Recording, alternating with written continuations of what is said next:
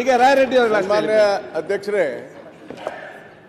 ಇವತ್ತು ಉತ್ತರ ಕರ್ನಾಟಕದ ವಿಚಾರದಲ್ಲಿ ತಾವು ಚರ್ಚೆಗೆ ಅವಕಾಶ ಕೊಟ್ಟಿದ್ದೀರಿ, ತಮಗೆ ಧನ್ಯವಾದಗಳು.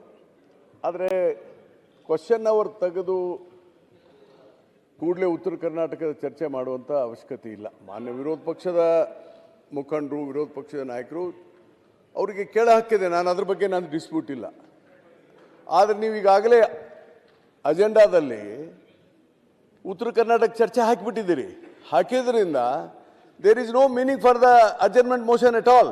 You cannot admit. ನೋಡಿ, ಅದರಲ್ಲಿ rules 162 it is categorically said speaker to decide admissibility of the motion, any motion.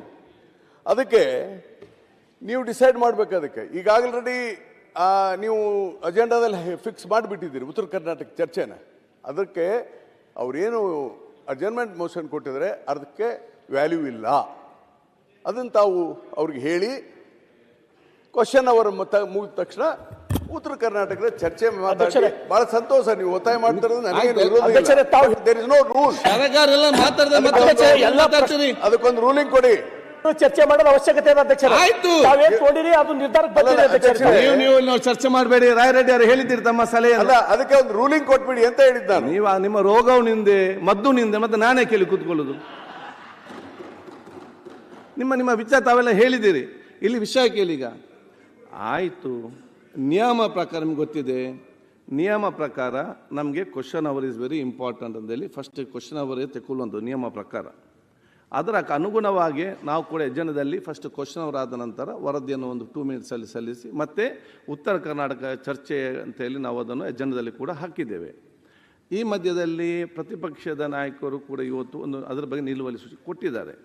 ಇದರ ಮಧ್ಯದಲ್ಲಿ ಏನು ನಮಗೆ ಕ್ವಶನ್ ಅವರ್ ಬೇಡ, ನಮಗೆ ಉತ್ತರ ಚರ್ಚೆಗೆ ಬೇಕಂತೇಳಿ ಕೆಲವರು ಕೂಡ ಕೇಳಿದ್ದಾರೆ.